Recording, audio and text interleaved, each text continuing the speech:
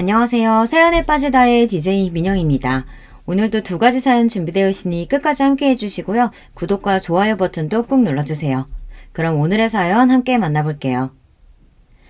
안녕하세요. 저는 40대 후반에 평범한 가정에서 주부 생활을 했었어요.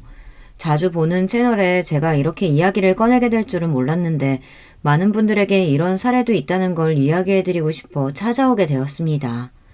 한편으로는 씁쓸하기도 하지만 이번 기회에 사람에게 마냥 잘해주면 안 된다는 걸 느끼게 되었는데요. 일단 그 전에 제 이야기를 먼저 해드릴게요. 저는 남편을 30대 초반에 만나 결혼했던 케이스인데요. 보통 사람을 만날 때 그 사람의 성품도 중요하지만 가족들이 어떤지를 보고 결혼을 하게 되죠. 가족과 맞지 않아서 헤어지는 경우를 주변에서 많이 봤기 때문에 걱정되던 부분이었거든요.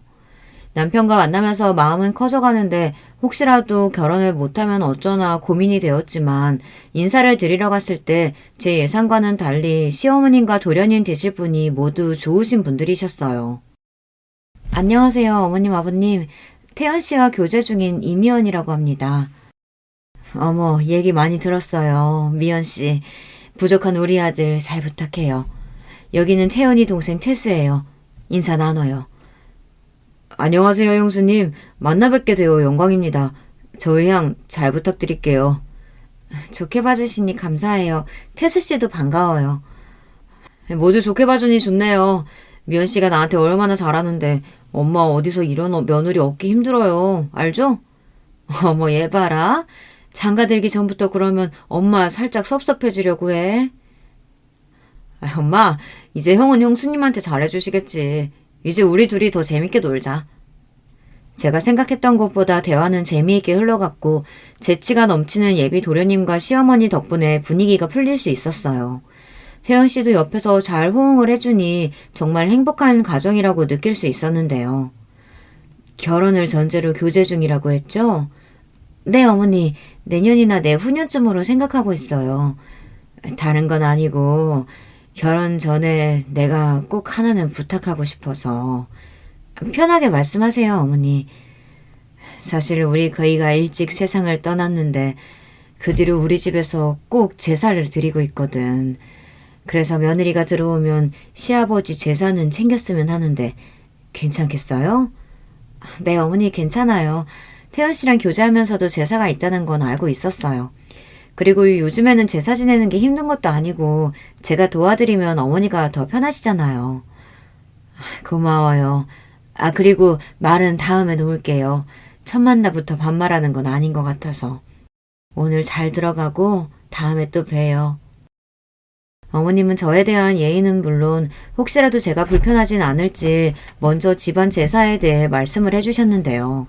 초반에는 저도 제사라는 게 힘든 건 알지만 가족이 될 사람이라면 괜찮다고 생각했기 때문에 큰 문제는 없었어요.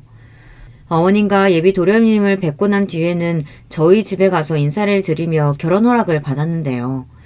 결혼을 준비하면서 남편과 싸운 적도 없고 양가 부모님께서도 너무 잘해주시니까 제가 가지고 있었던 결혼에 대한 부정적인 생각이 달라졌어요. 아무래도 제가 결혼을 할 당시만 해도 시댁에 갑질이 있었을 때거든요. 오히려 결혼한 뒤로는 무소식이 희소식이라며 자주 오라고도 안 하시고 오히려 찾아가면 귀찮다고 하시면서 저한테 남편이랑 데이트하라며 시간을 만들어주셔서 감사했죠. 어머니, 오늘은 뭐 할까요? 같이 쇼핑이라도 나가실래요? 괜찮다, 미연아. 나는 태수랑 나가면 되니까 가서 태연이랑 놀고 와. 저도 어머니랑 데이트하고 싶은데 같이 가주시면 안 돼요? 어머나, 얘 좀 봐. 그래, 가자. 오늘은 내가 졌다. 왜 둘만 가요? 나도 갈래요. 나도 끼워줘, 그럼. 형수님, 저도 같이 가도 되죠? 그럼요. 다 같이 아울렛도 가고 저녁은 제가 낼게요. 맛있는 거 먹어요. 이렇게 행복해도 되나 싶을 정도로 잘 지냈고 저희에게 축복이 찾아오면서 더욱 화목한 가정을 이룰 수 있었는데요. 결혼에 대한 로망을 이룬다는 게 이런 건가 싶을 정도였거든요. 또 저는 결혼하고 나서 어머님과 약속한 제삿날은 꼭 지켰는데 그때도 어머니가 크게 일을 시키거나 하는 게 아니라서 오히려 죄송한 마음이 들었어요. 사실 초반에는 마음을 먹고 갔는데 음식도 이미 다 준비가 되어 있고 또 제가 임신을 했을 때는 아예 일을 시키지 않으셨어요. 출산 이후에도 1년에 한 번이는 시아버지 제사를 챙기면서 어머니와 돈독한 사이를 유지하고 있었는데요. 남편도 잘해주고 도련님도 자주 뵙다 보니까 자연스럽게 친분이 쌓여서 저희 집에도 놀러 오시게 되었어요. 도련님은 요즘 만나는 분 없으세요? 아유, 저야 뭐 알아서 잘 만나고 있죠. 걱정 마세요, 형수님. 곧 동서될 사람 데리고 놀러 올게요. 만나시는 분이 있으셨나 보네요. 말 좀 해주시지. 여보, 얘 완전 팔불출이야. 아주 자랑을 어마어마하게 하던데 오늘에서야 말 좀 해주네. 저만 모르고 있었던 거예요? 살짝 섭섭해지려고 하네요. 에이, 들어봐요. 형수, 제가 만나는 사람 형한테도 오늘 말했거든요. 아, 그런 거였어요? 어떤 사람이에요? 형도 잘 들어. 형수, 제가 만나는 사람 미스 코리아 출신이에요. 엄청 예뻐요. 그리고 착하고 저랑도 개그 코드도 잘 맞아서 이 사람 아니면 안 되겠다 싶을 때가 많아요. 도련님이 결혼하실 때가 되셨나 봐요. 그런 마음 들면 꼭 잡아야 한다던데. 자, 정말 예쁘죠? 눈도 크고 오목조목하게 생겨서 하는 짓도 너무 예뻐요. 와, 정말 미인이신데요? 다음번에 한번 소개시켜주세요. 그래도 난 우리 여보가 최고다. 기분 좋으니까 한잔하자. 그날은 도련님께서 만나시는 분이 있다며 저희에게 만나는 사람이 있다고 말씀을 해주셨는데요. 사진으로 봤을 때 정말 예쁘셨어요. 성격도 좋다고 하시니 안심이 되더라고요. 저도 내심 도련님께서도 좋은 짝을 만나셨으면 했는데 다행이다 싶었죠. 그 뒤로는 저희에게 실제로 소개를 해주었어요. 사람이 정말 이렇게 이쁠 수가 있나 싶었는데 그 전에 말씀드렸던 것처럼 괜히 미스 코리아가 아니구나 싶더라고요. 첫인상은 누가 봐도 예쁜 이목구비에 몸매까지 좋으니 자연스레 눈이 갈 수밖에 없는 사람이었어요. 첫 만남 때도 너무 예뻐서 놀랐는데 성격도 시원시원해서 사람을 정말 잘 만났다고 생각하고 있었거든요. 처음 만났을 때는 예의 있는 모습을 보고 얼굴도 예쁜데 성격까지 좋아서 정말 다 가진 사람이라고 생각했는데요. 좋은 관계를 이어오다 2, 3년이 지난 뒤 도련님도 결혼하시면서 제 동서가 생긴 것이었어요. 근데 제가 생각했던 것과는 다르게 결혼한 이후에는 다른 모습을 보여주어 당황스러웠는데요. 어떻게 보면 저희 집안에 손 아래 동서가 들어온 거잖아요. 저는 이전에 만났던 경험이 있어서 성격은 어느 정도 알고 있는 터라 사실 크게 걱정하진 않았는데 문제는 제사 때마다 생기게 되었어요. 어느 순간부터 그런 부분들을 회피하는 게 느껴졌는데 저 또한 아직도 어려운 부분이기도 하고 그래도 한 번뿐인 시아버지 제사인 만큼 신경을 써야 한다는 것도 제 마음이었거든요. 시어머니께서도 예전에 저에게도 이런 부분은 이해해줬으면 좋겠다고 이야기하셨고 혼자 하셨던 걸 둘이 나눠서 하던 걸 셋이 함께 하면 더 빨리 끝낼 수 있을 것 같았어요. 제사 같은 경우에는 남편이 오히려 도와주는 편이라서 사실 어려운 부분들은 없는 편이라 크게 걱정하진 않았는데요. 도련님도 옆에서 잘 도와주시고 처음 제가 시집 왔을 때도 힘든 부분들이 있으면 이야기하라면서 배려해 주셨기 때문에 동서도 잘 따라올 줄 알았거든요. 음식도 같이 하고 또 준비하는 게 빠르다 보니 솔직히 제사를 오랜 시간 동안 하는 것은 아니에요. 역할 분배가 잘 되어 있으니 사실 저도 크게 그동안 불평하다고 느꼈던 부분들이 없었어요.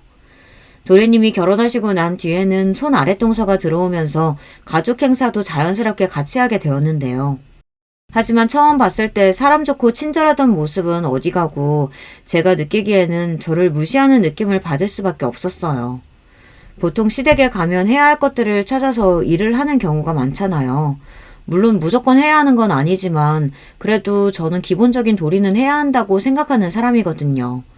예를 들면 설거지를 한다든지 정리를 도와드리는 것쯤은 한 번은 할 수 있는 일이 아닌가 싶어요. 처음에는 이렇게 생각하는 게 꼰대 같을 수 있겠다는 느낌이 들어 최대한 불편하지 않게 자연스럽게 이야기를 했던 것 같아요. 동서, 오늘은 설거지 우리가 할까?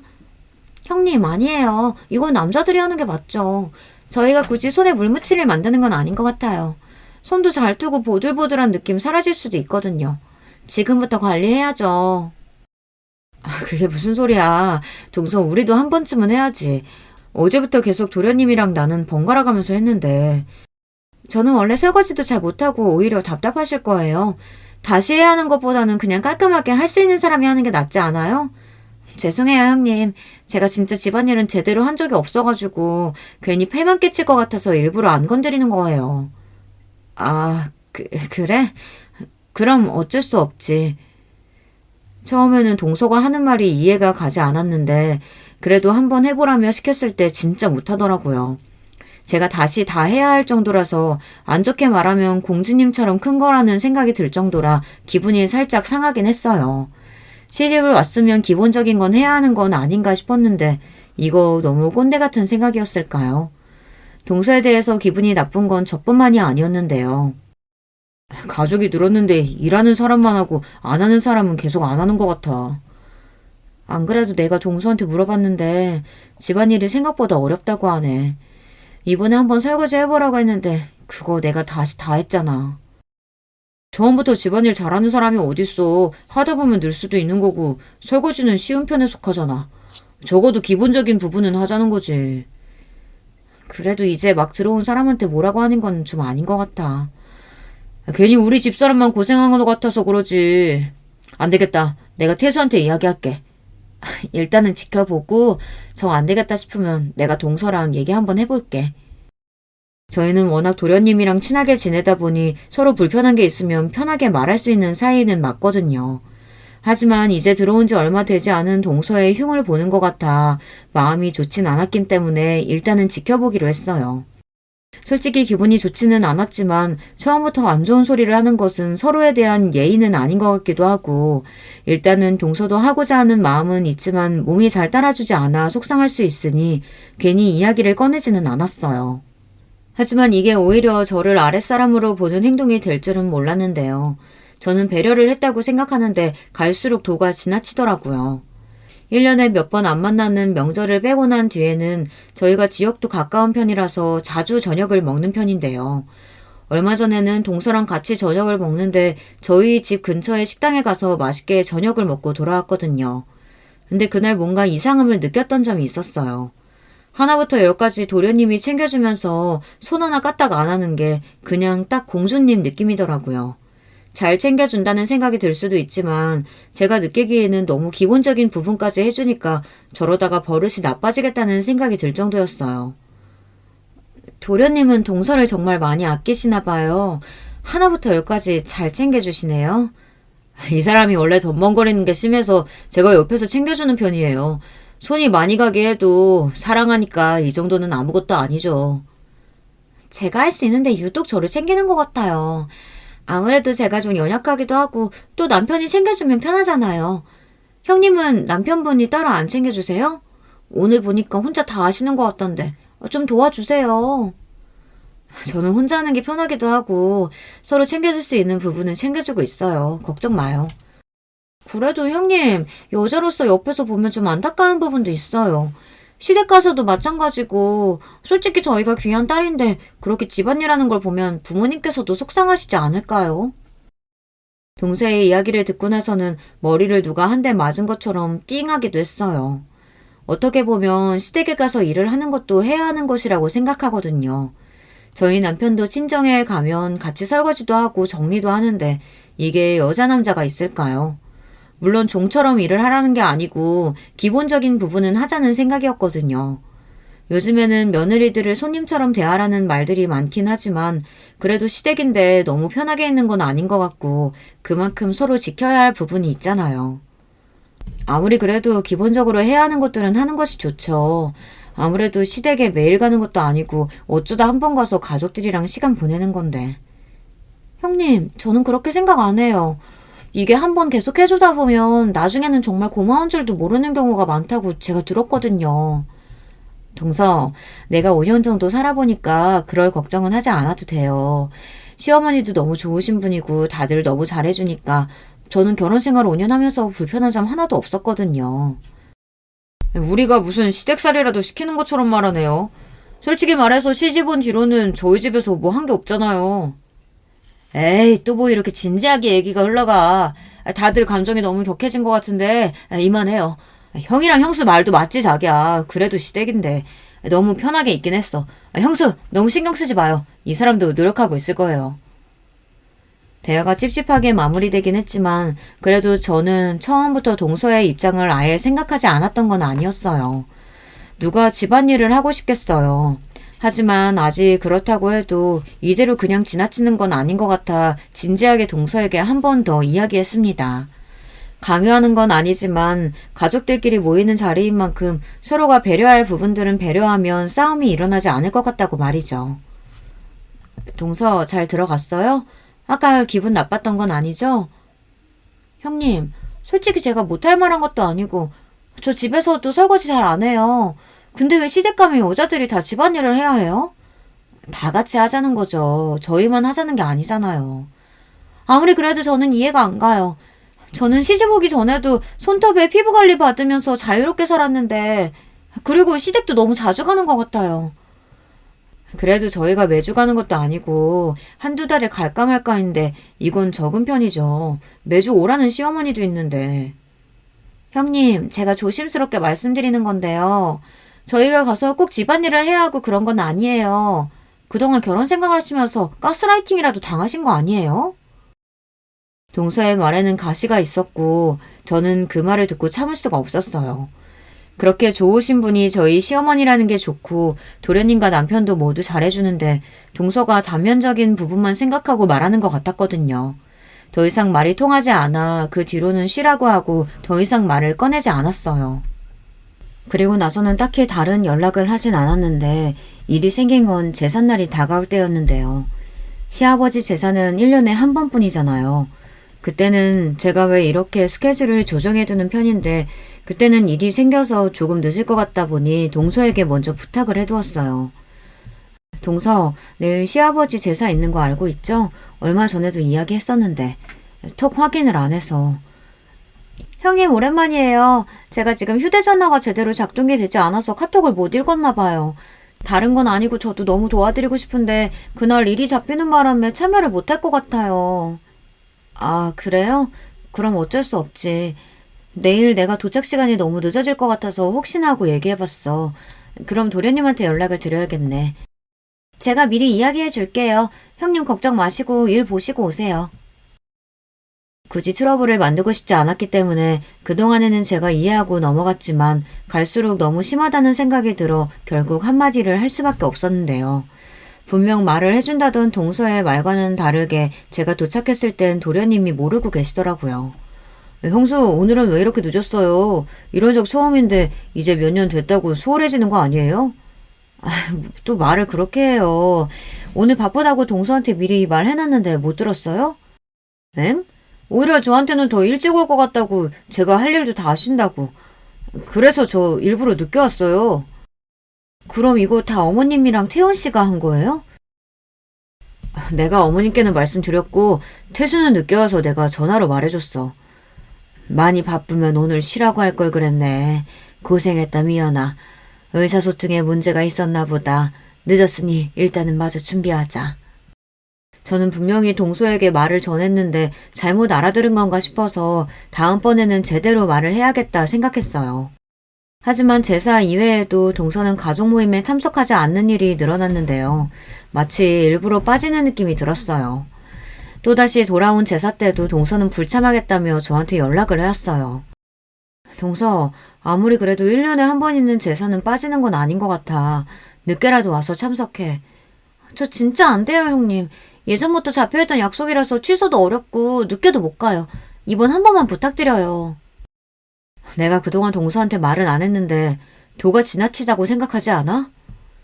형님, 그래도 제가 아예 안 갔던 것도 아니고 한두 번 빠진 거 가지고 너무 심하신 거 아니에요? 한두 번의 문제가 아니라 아무것도 하지 않는 것도 문제인 거야. 동서 온다고 해서 도와주는 것도 아니고 와서 핸드폰만 하다가 가잖아. 나 그동안 많이 참았어. 시어머니 앞에서도 대답은 건성건성하잖아. 사람 무시하는 것도 아니고. 형님, 듣자 하니까 말이 너무 심하신데요? 제가 뭘 아무것도 안 했어요. 막말로 시댁 식구들 자주 봐서 뭐해요. 결혼하고 둘이 잘 살면 되는 거지. 한번 심하게 이야기를 하고 나니 미안하다고 말할 줄 알았거든요. 하지만 오히려 동서는 적반하장으로 그럼 본인이 가서 뭘 해야 하느냐며 말하더라고요. 당황스럽기도 하고 그동안 저를 얼마나 깔보고 있었는지 느낄 수 있었는데요. 그래도 제가 손윗 사람인데도 불구하고 대드는 느낌만 들더라고요. 좋지 않은 채로 시댁에 찾아가서 음식을 하는데 제 표정이 안 좋아 보였는지 어머니께서 먼저 물어보셨어요. 무슨 일 있었니? 얼굴이 너무 안 좋은데. 아니에요, 어머님. 요즘 피곤해서 그런가 봐요. 오늘도 일 때문에 살짝 늦어서 얼른 하고 집에 가서 쉬면 될 것 같아요. 그래? 네 동서는 오늘도 안 온다니? 요 근래 통 연락도 없고 무슨 일 있는 건 아니겠지? 아니에요, 엄마. 요 근래 일도 많아지기도 했고 저도 요즘 좀 이상하게 느껴지긴 하는데 그래도 어쩌겠어요. 저는 도련님의 말을 듣고 의아했어요. 두 사람이 부부인데 동서 일을 잘 모르는 느낌이 들더라고요. 여자의 촉이라고 하죠. 분위기가 좋지 않은 것 같아 자연스럽게 제사 후 정리하며 도련님께 물어봤어요.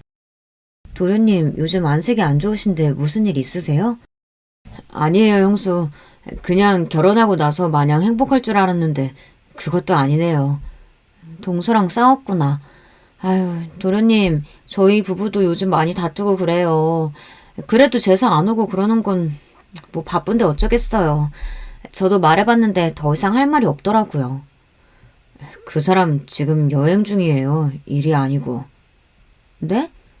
그게 무슨 소리예요? 처음에는 저도 믿었어요. 제사날만 되면 회사에서 바쁘다고 하고 출장 간다고 했는데 제가 SNS를 안 하잖아요. 심심해서 깔아봤는데 그동안 여행을 다녔더라고요. 도련님의 말을 듣고 나선 이해를 할 수가 없었는데요. 그동안 동사가 거짓말을 하고 여행을 다닌 거라고 이야기를 하니 충격이 꽤 큰 편이었어요. 그러면 그동안 일부러 그런 건가 싶기도 하고요. 그럼 그 부분에 대해서 동서랑 이야기해 본 적 있어요? 아니요. 몰래 본 게 민망하기도 하고 사실 인정하고 싶지 않아서 안 물어봤어요. 여행은 누구랑 간지 알아요? 느낌은 친구랑 간 것 같은데 아니면 제가 감당하기 힘들 것 같아서 더 보지는 않았어요. 아무래도 도련님이 SNS를 하지 않다 보니 개인 계정에다가 동서가 글을 올린 것 같았어요. 저도 딱히 SNS에 관심이 없다 보니 예상하지 못했던 일이라 일단은 도련님께 동서랑 이야기를 해보라고 했어요. 저도 집으로 돌아와서 SNS를 통해 확인해 보니 정말 여행을 간 건 맞는 것 같더라고요. 이번에만 간 건 아니었고 꽤나 자주 여행을 다니는 것 같은데 도련님 사진은 하나도 없었어요. 보통 부부들은 여행 가면 인증사진으로 서로 사진을 찍어주기도 하고 커플 사진을 올리기도 하잖아요. 근데 그런 거 전혀 없이 오히려 솔로라고 생각이 들 정도로 사진에 달린 말들도 모두 혼자 가는 듯한 느낌이 많았어요. 아무래도 동서가 미스 코리아 출신의 예쁜 외모를 가지고 있다 보니 누구나 선호할 만한 인상이라 그런 것 같다는 생각이 들었어요. 댓글은 물론 팔로워도 많은 편이었는데 그동안 운영해오고 있다는 것은 전혀 모르고 있었던 터라 게시글을 보니까 날짜도 체크해보니까 행사가 있을 땐 꼭 나간 것 같았어요. 다음날 도련님께 물어보니 본인은 이번 일을 모른 척하고 일단 한 번은 넘어가겠다고 말을 해주더라고요. 하지만 저는 이게 쉽게 지나갈 문제가 아니라며 도련님께 정신을 차리라고 한 번 더 생각해보라고 했어요. 그리고 혹시 모르니 그 내용들을 모두 제 파일로 옮겨놓고 SNS를 보다가 예상치 못하게 동서가 불륜을 하고 있다는 것도 알게 되었어요. 저는 거기서 큰 고민을 할 수밖에 없었는데요. 사실 이런 부분을 알면 바로 알려줘야 한다고 생각하고 있었는데 한 가정의 일이다 보니 이걸 어떻게 해야 할지 막막했어요. 제 성격 자체가 다른 사람에게 안 좋은 말을 전하는 걸 못하기도 하고 팔로워를 건너 보다 알게 된 것이었는데 그건 누가 봐도 동서와 다른 남자가 함께 다정한 모습으로 사진을 찍었더라고요. 댓글로도 애정 표현을 주고받는 것을 볼 수 있었는데요. 혹시 몰라서 이것도 자료로 남겨두었거든요. 이 부분을 누구에게 나눌까 싶어서 친구들에게 제 얘기가 아닌 것처럼 이야기를 해보았는데 무조건 알려야 된다는 의견이 많았어요. 그리고 저도 친구들에게 물어보다 보니까 가정을 소홀하게 하고 다닌 게 사실상 와이프로서는 좋지 않은 사람인 것 같더라고요. 물론 저도 결혼하고 나서 부족한 부분들이 있긴 하지만 기본적인 부분도 하지 않은 채 바람까지 핀 동서를 용서할 수 없었어요. 그래서 그 뒤로는 진지하게 도련님과 남편이랑 셋이 만나 이야기를 나눠봤는데요. 당사자에게 알리기 이전에 도련님의 의견을 묻고 싶었어요. 도련님이 충격적이실 수 있지만 이걸 제가 알고도 모른 척하는 게 더 나쁜 것 같아서 알려드리려고요. 무슨 일인데 저 혼자 나오라고 한 거예요? 안 그래도 제가 SNS 통해서 알아봤는데 연애 계정도 따로 가지고 계신 것 같아요. 지금 제 와이프가 불륜이라도 한다는 소린가요? 형수, 아무리 저희가 친해도 이런 장난은 재미없어요. 나도 처음엔 못 믿었어. 근데 와이프가 모아둔 자료 보니까 맞더라. 충격적이겠지만 우리 현실적으로 생각해야 돼. 사실 저도 어느 정도 알고 있던 부분이긴 해요. 직접 이렇게 마주하고 보니까 더 상처네요. 도련님 입에서 나온 대답은 생각했던 것보다 더 충격적이었는데요. 이미 본인도 동서의 불륜 사실을 알고 있던 것이었어요. 그리고 저희에게 그동안의 일들을 말해주더라고요. 도련님도 처음에는 동서가 외적으로 끌린 건 맞지만 착한 심성에 마음이 들어 결혼까지 하게 되었다고 말을 해주었는데요. 결혼하고 나서는 생각했던 것보다 더 손이 많이 가고 스스로 해야 할 것들을 아무것도 하지 않는 사람이었다고 해요. 연애 시절 때야 좋아하는 사람이니까 챙겨주는 게 당연했지만 집에 돌아와서 청소가 안 되어 있는 모습을 보거나 설거지가 그대로인 것을 보면서 이야기하면 본인은 귀한 집 딸인데 어떻게 이런 일을 시키냐면서 가정부라도 쓰라는 말까지 했다고 해요. 여보, 집에 있으면 집안일도 좀 하고 치워두지 그랬어. 집안에 음식물 냄새가 가득하네. 아, 오빠, 바빠서 그랬어. 당신이 좀 해주라. 아니, 여보, 정말 내가 이런 말까지는 안 하려고 했는데 진짜 너무한 거 아니야? 당신 전업주부 하겠다며. 그러면 적어도 집안일은 제대로 해줘야지. 내가 당신 집안일이나 하려고 결혼한 줄 알아? 진짜 너무하네. 나도 바쁘다고. 맨날 휴대전화만 붙들고 있으면서 뭐가 바빠? 온종일 일하고 온 나는 안 보여? 당신 말 다 했어? 내가 무슨 휴대전화만 보고 사는 것처럼 말하네? 바빴다니까? 맨날 바쁘다고만 하고 제대로 하는 게 뭐가 있어. 이 핑계 저 핑계 대면서 아무것도 안 하잖아. 집안일 할 사람이 필요했으면 가정부를 구하지. 능력도 안 되면서 왜 내 탓을 해? 나도 귀한 집 딸이야. 내가 이런 것만 하고 산다고 하면 우리 엄마 아빠가 얼마나 슬퍼하시겠어.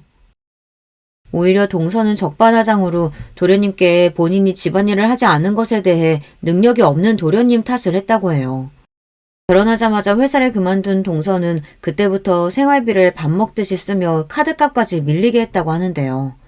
전업주부를 하고 싶다는 이야기에 혼자 벌어도 둘이서는 충분히 먹고 살고 아이를 가지기 전에는 저축을 많이 하면 되겠다고 생각했다고 해요. 하지만 돈이 모이지 않고 집안일은 더 밀려가니 도저히 참을 수 없었던 도련님은 동서에게 취업할 것을 요구했고요. 당신 이제 일 쉰 지 벌써 1년 넘어가. 집안일도 그대로고 사실 일을 안 할 이유가 없는 것 같은데 같이 벌어서 얼른 대출도 갚고 그러는 거 어때? 우리 아이 계획도 있는데 나는 병원 다니면서 준비하고 싶어. 당신도 직장인이니까 알 거 아냐. 병원 간다고 하면 엄청 눈치 보는 거. 얼마 전까지만 해도 아이 가지기 싫다고 하지 않았어? 아니, 그냥 마음이 좀 바뀌었어. 나 쉬면서 아이 가질 준비도 하고 앞으로 집안일도 열심히 할게. 응? 알겠어. 이번에는 한번 믿어볼게. 자기야, 고마워. 내가 더 잘할게. 그렇게 동서를 믿었던 도련님은 조금의 희망을 가지고 있었지만 똑같았다고 해요. 오히려 나가는 횟수가 늘어서 퇴근하고 들어오면 온기가 없는 집안을 보는 게 힘들었다더라고요. 그래서 그때부터는 이혼도 고민을 해봤다더라고요. 이후 잦은 외출에 불륜 행위를 하고 있는 것을 어느 정도 예측은 했다고 해요. 각방을 쓰는 것은 물론 친구를 만난다며 나가는 것을 여러 차례 봤다고 하는데 저는 이 말을 듣고 이해할 수가 없었어요.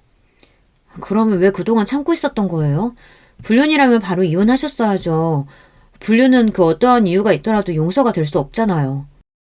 하지만 형수, 제가 그 사람을 너무 좋아하기도 하고 심증은 있지만 물증이 없는 상태였기 때문에 준비할 수도 없었어요. 아무리 그래도 그렇지 니네 집이 무슨 가정부가 필요할 정도로 집이 큰 것도 아니고 본인은 일도 안 하면서 너한테 그런 소리를 했단 말이야?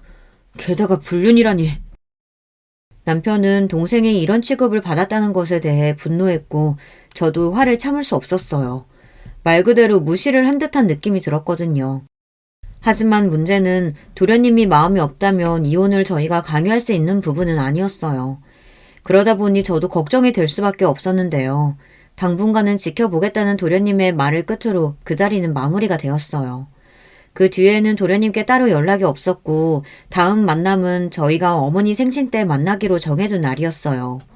그때도 여전히 동서는 다른 일이 있다면서 찾아오지 않았고 저희는 사태를 알고 있으니 이미 다른 곳에 놀러 갔구나라는 걸 알고 있었어요. 그 뒤로는 부부 사이의 문제는 서로가 알아서 할 거라고 생각하고 지켜봤는데 이걸 그냥 두는 게 맞는 건가 싶더라고요. 하지만 잘 참았던 도련님도 폭발하게 된 사건이 하나 발생하게 되었는데요. 이건 오래 있었던 일인데 이 사건을 계기로 동서가 완전히 바닥으로 추락하는 일이 있었어요. 평소와 같이 저는 제사를 준비하는데 이번에는 음식을 준비할 게 많아서 동서에게 도와달라고 연락했어요. 동서 미안한데 이번에는 일찍 좀 와줄 수 있을까? 오늘은 할 게 많다 보니까 혼자 하기가 벅차네. 어머니가 건강이 안 좋으셔서. 미안해요 형님. 이번에도 제가 가기는 어려울 것 같아요. 그리고 음식은 시켜도 되잖아요. 시키는 것도 있지만 직접 해야 하는 것도 있어. 이번에는 정말 안 될까? 너무 힘들어서 그래. 네, 형님. 죄송해요. 안 될 것 같아요. 그래, 알았어. 어쩔 수 없지. 그리고 전화를 끊으려던 순간 믿을 수 없는 소리가 들렸어요. 아, 진짜 뭣도 안 되는 년이 매번 이렇게 전화해서 징징거리니까 짜증나 죽겠어. 아, 그 화도 안 낸다는 형님 말하는 거야? 야, 그 정도면 정성이다. 한번 가서 도와주지 그래. 내가 미쳤냐? 거기 가서 기름기 냄새 쩔어가지고 한번 다녀오면 옷이나 가방에 냄새 배는데 진짜 최악이야. 별것도 아니면서 자꾸 일 시키려고 한다니까. 아니 그럼 너는 이혼해서 혼자 살지 굳이 왜 이혼을 안 해? 야, 이혼하면 순간 복잡해져. 또 매달 돈이 이렇게 들어오는데 그걸 그냥 버리라고? 충격적인 대화를 듣고 나서는 저도 이대로 참는 건 호구라고 생각이 들어 바로 녹음 파일을 도련님께 전송해 드렸어요.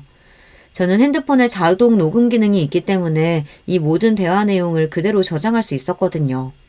제가 계속 듣고 있었던 사실을 몰랐는지 동서는 그 뒤에 따로 연락을 주진 않았어요. 녹음 파일을 전해들은 도련님은 충격에 빠진 듯 했고 남편 또한 그 사실에 분노할 수밖에 없었는데요. 남편이 화가 났던 건 그 대화에서 저를 너무 깔봤다는 게 화가 난다며 도련님께 전화해서 한바탕 소동을 벌였어요. 그러고 나서 얼마 지나질 않아 도련님은 저에게 장문으로 카톡을 보내주셨는데요. 그동안 모아둔 자료를 줄 수 있냐는 내용이었어요. 그리고 그동안 동서가 저를 무시했던 부분에 있어서 본인도 그냥 옆에서 지켜보기만 한 것 같다며 미안하다고도 이야기를 해주셨는데요. 그동안 모아둔 자료들을 보내고 도련님이 얼마 지나지 않아 저희 집으로 동서와 함께 찾아왔어요. 어쩐 일이에요? 도련님 얘기도 없이. 좀 들어갈게요, 형수. 야, 너도 빨리 들어와. 뭐야, 갑자기? 무슨 일 있어서 왔어? 이 사람이 그동안 형수랑 형한테 했던지 모두 반성한다고 사과하러 왔어요.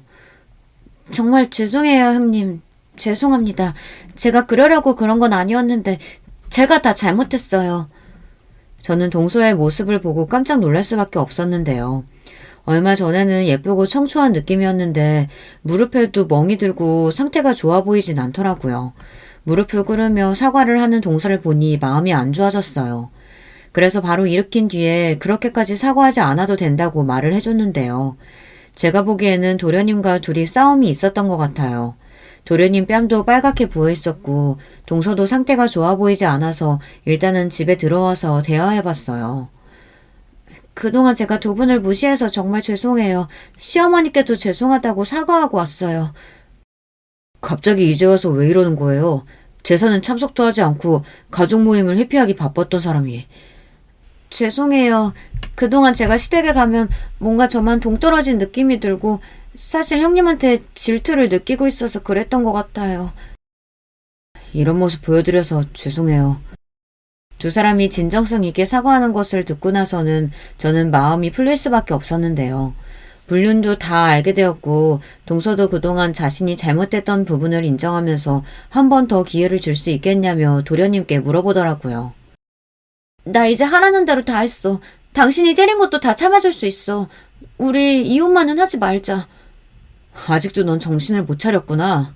내가 지금 때린 것 때문에 네가 이렇게 나오나 본데 그동안 불륜했던 것들 그리고 네 통장 내역도 내가 다 알고 있어. 근데 같이 살자고? 반대로 너였으면 같이 살았겠냐? 우린 이제 끝이야. 오늘은 인간으로서 기본적인 도리는 해야 해서 사과하러 온 거고. 도련님의 이야기를 들으니 아무래도 이혼에 대한 생각을 굳힌 것 같았어요. 동서는 미안하다며 싹싹 빌었고 도련님은 이만 가보겠다면서 동서를 데리고 나갔습니다. 저에게는 충격적인 일 중 하나였는데 두 사람의 관계는 다행히 잘 정리가 된 것 같더라고요. 사실 도련님께서 그렇게까지 나오실 줄은 몰랐는데 멍이 든 모습을 봤을 때 두 사람 사이에서 몸싸움이 있었다는 것을 알 수 있었고 한편으로는 안쓰러운 마음도 들었던 것 같아요. 사람이 진심으로 행복했을 당시를 떠올리니 괜히 마음이 아프더라고요. 집으로 돌아간 도련님은 저희에게 또다시 장문의 카톡으로 동서와는 정리하기로 했다고 조만간 다시 찾아오겠다고 이야기를 해주었어요. 사람의 인상이라는 게 한치 앞도 모른다고 했지만 성격도 좋고 예뻤던 동서는 내면에서 저희를 욕하고 또 무시하는 마음을 가지고 있었기 때문에 저희 가족과 더 가까워질 수 없었던 거 아니었을까요? 사실 그동안 도련님이 많이 참기도 했고 생활비만 해도 한 달에 3,400은 기본으로 사용했다고 하더라고요. 근데 사실 생활비가 아닌 개인적인 돈으로 300만 원에서 400만 원이면 그것도 무시하지 못하거든요. 시어머니께서도 도련님의 이야기를 듣고 저희에게 전화를 하셨는데 오히려 반응이 더 대박이었어요. 얼마 전에 태수 왔다 갔다며 너희는 괜찮니? 네, 두 사람 정리한다고 저희한테 카톡도 왔어요. 그동안 사실 걔 와이프가 잘했던 건 아니잖아요. 게다가 불륜이라니 말도 안 되죠. 태수만 오히려 불쌍하게 됐어요. 나도 오히려 잘 됐다고 생각한다. 너희한테 말은 안 했지만 나한테도 전화해서 이것저것 요구하는 게 많았거든. 너희가 걱정할까봐 말은 안 했지만 식기세척기 사달라, 뭐 사달라 가전제품이나 금전적으로 요구할 때가 많았어. 어머니한테요? 어떻게 전화해서 그런 부분까지 해달라고 할 수가 있어요? 그동안 어머니께서도 고생하셨어요.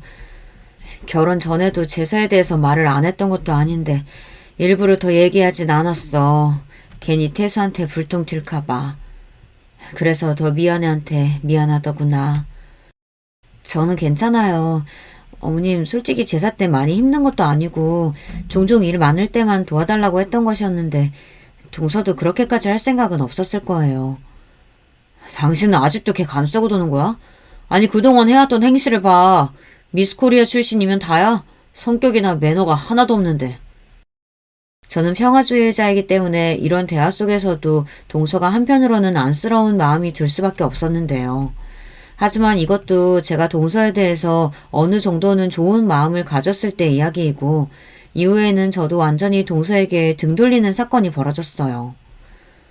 오늘 이렇게 부른 건 그동안 아버지 제사 이어온 우리 미연이 위해서 내가 준비한 게 있어. 저한테요? 안 주셔도 되는데. 뭔데요? 저희는 처음 듣는 소린데. 미연이한테 내가 가지고 있는 아파트 한 채 줄까 생각 중이야. 압구정에 있는 거 말씀하시는 거예요? 그거 그냥 판다고 하셨잖아요. 너희 아이도 커가고 있고 갈수록 큰 집 필요할 텐데 그냥 거기서 살면서 제사도 그쪽에서 지내도록 하자. 음식하는 업체도 그 근방이라서 배달도 빠르게 될 거야. 너무 갑작스러운데 그렇게 큰 거 주지 않으셔도 돼요. 저 정말 괜찮아요. 제사도 좋은 마음으로 한 거거든요. 내 마음이라고 생각하고 받아다오. 그동안 힘든 내색 하지 않고 매년 제사 챙겨주면서 도와준 모습에 감동했단다. 어차피 해야 하는 일인데요. 이렇게까지 안 해주셔도 돼요. 정말이에요. 형수, 엄마 말이 맞는 것 같아. 그동안 얼마나 고생했어요. 혼자 동서가 들어와도 도와주지도 않는데 그 정도는 받을 자격 돼. 시어머니가 저를 위해서 건물을 준비하셨다는 이야기를 듣고 솔직히 처음에는 좋은 감정보단 부담스러운 마음이 더 컸던 것 같아요.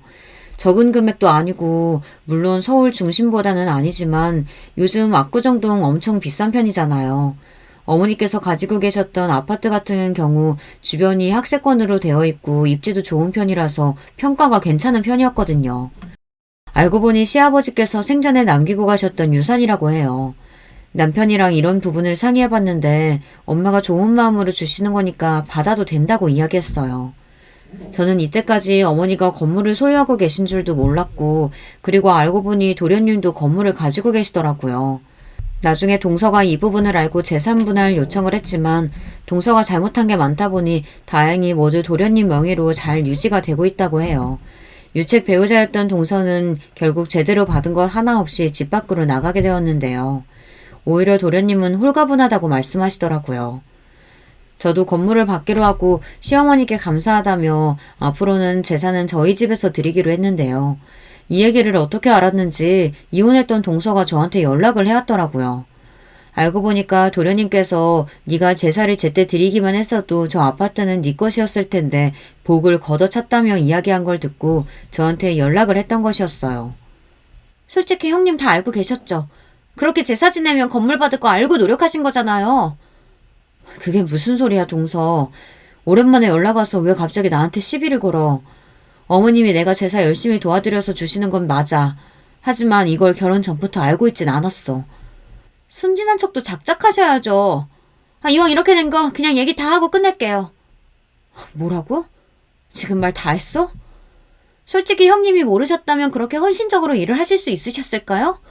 이미 알고 계셨으니까 그렇게 하신 거였겠죠. 너무 속물 아닌가요? 인생 그렇게 사는 거 아니에요. 형님, 저도 알았으면 이렇게 안 했죠. 야, 너도 말 나온 김에 얘기하는데 그럼 그동안 네가 열심히 하지 그랬어? 네가 네 복을 걷어차놓고 왜 나한테 와서 지랄하는지 모르겠지만 앞으로 볼 일 없는데 연락하지 마. 저도 모르게 속마음이 나와서 동서에게 내뱉고 그날 표정이 안 좋으니 남편이 저에게 물어봐서 이 내용을 있는 그대로 이야기를 해주었는데요. 도련님께서는 씁쓸한 표정으로 역시 돈을 보고 시집 온 게 맞는 것 같다고 말해주었어요. 도련님이 다른 사람들보다 벌이가 좋기도 하고 그만큼 능력이 좋으신 분이셨는데 그래서 전업주부를 한다고 했을 때 별다른 반대를 안 했다고 해요. 근데 그렇게 배려를 해주었는데 이렇게 일이 되어버리니 도련님을 보면서 안타까운 마음이 들기도 했어요. 오히려 지금은 더 편해 보이시는 것 같아서 안심이 되기도 했는데 동서는 이혼 이후로 계속 전전긍긍하며 취업도 못한다는 소식을 들었어요. 계정도 폭파했는지 더 이상은 보이지 않았고요. 그동안 도련님이 동서에게 못해준 것도 아니었는데 사람을 진심으로 대하기보다는 단순히 돈만으로 생각했던 것 같아요. 좋은 일을 하면 그만큼 복이 따라온다고 하는데 저는 그 말이 맞다고 믿어요. 시아버지 제사 역시 제가 당연히 해야 할 일이라고 생각하고 열심히 해온 결과 시어머니도 인정을 해주시고 또 제가 생각도 못했던 선물까지 받게 되어 앞으로 더 잘해드려야겠다는 생각이 들었어요. 저를 무시했던 동서로부터 벗어나고 그 뒤에 도련님은 다행히 더 좋은 분을 만나서 새 출발을 하실 수 있었는데요. SNS를 하지 않았던 도련님이 글을 올리기 시작하자 메시지로 동서에게 연락이 왔다고 해요. 본인을 다시 받아달라는 이야기였다는데 재혼을 하기로 했으니 너는 낄 자리가 없다고 말하며 제대로 차단을 해주었다고 하네요. 사실 사람이 외적으로만 예쁘고 멋있다고 해서 끝이 아니라 인성이 정말 중요한 부분이잖아요. 사람의 인성은 변하지 않기 때문에 이번 일로 사람은 변하지 않고 또 사람을 무시하면 그대로 돌아온다는 것을 느끼게 되었던 것 같아요. 이번에 도련님이 만나고 계신 분은 인성부터 다르다고 느낄 수 있었는데요. 결혼하기 전부터 저희 부부에게 깍듯하게 대하고 또 시어머니께도 따로 찾아가서 데이트도 하고 그러네요. 이전에 있던 동서와는 정반대인 사람이 들어온 것 같아요. 왜 그런 말이 있잖아요. 자기 식구는 들어오면 딱 알아볼 수 있다고 하는데 도련님과 잘 어울리시는 분인 것 같아서 참 좋아요. 올 제사도 저희 집에서 지내게 될 텐데 스스로 어떤 걸 도와줘야 하냐면서 챙기는데 그 모습이 더 예뻐 보이네요. 마치 제가 처음 시집 왔을 때 이것저것 알려달라고 하던 모습이 생각나고 어머님도 저를 보셨을 때 이런 기분이셨을까 싶기도 하고요. 이번에 들어오는 동서와는 좋은 관계로 잘 지낼 수 있을 것 같아 벌써부터 기대가 되네요.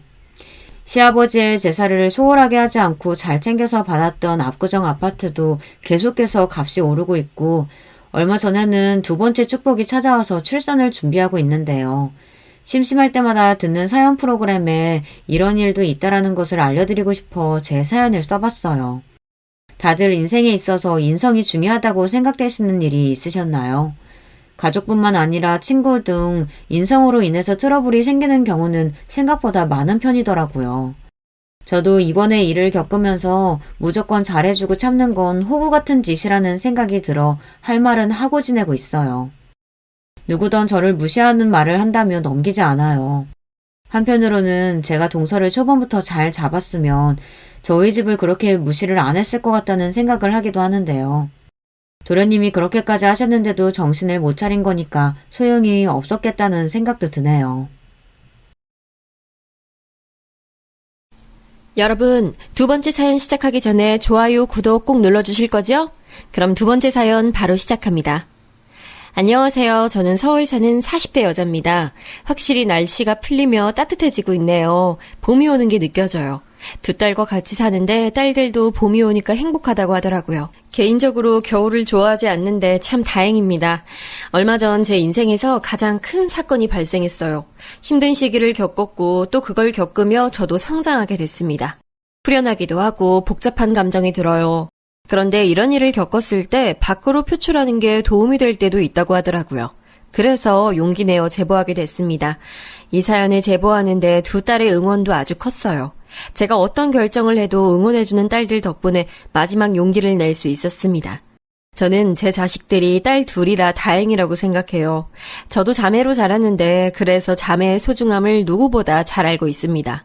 주변 자매들을 보면 사이가 완전히 좋거나 나쁘거나 하더라고요. 저는 자라면서 제 하나밖에 없는 여동생과 얼마나 의지했는지 모릅니다. 그래서 우리 딸들도 서로가 서로에게 가장 소중한 존재였으면 좋겠어요. 동생과 저는 다른 자매보다 더 특별합니다. 우리는 서로에게 서로가 전부였거든요. 저와 동생은 작은 섬에서 태어났습니다. 하루에 육지로 향하는 배가 겨우 한두 개가 전부였던 아주 작은 섬이었어요. 거기서 부모님과 우리 자매는 아주 행복한 어린 시절을 보냈습니다. 아직도 흐릿하게 기억나는 경험이 있어요. 우리 부모님은 배를 타고 나가 고기를 잡는 일을 하셨습니다.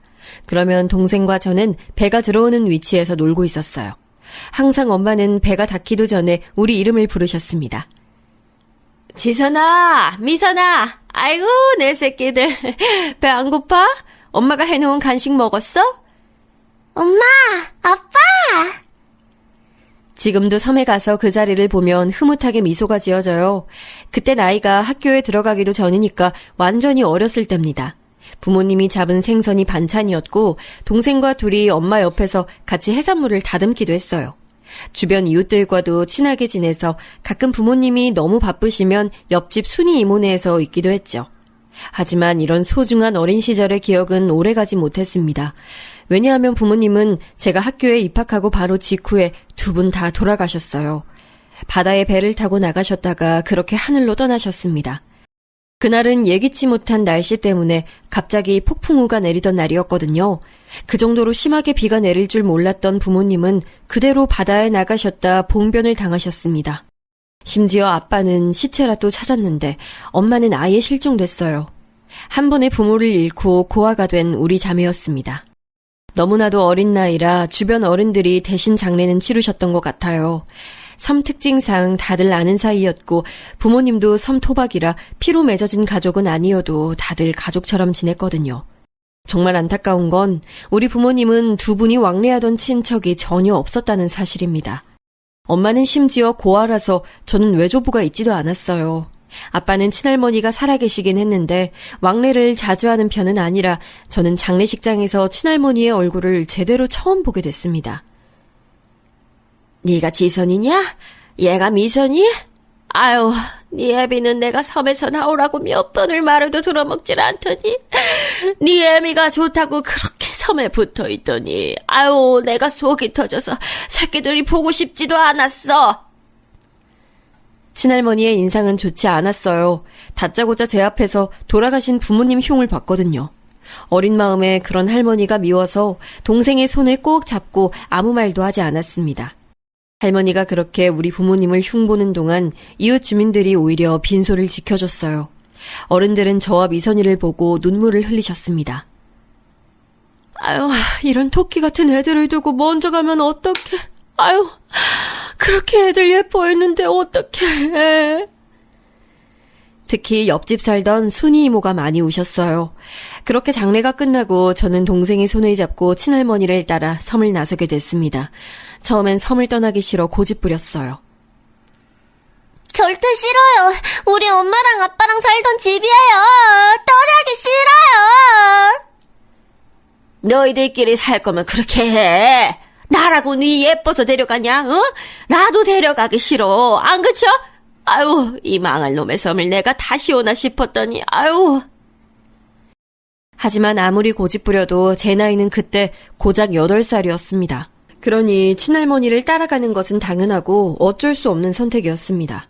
섬을 떠나는 우리 자매를 보고 이웃 어른들은 아쉬워하셨어요.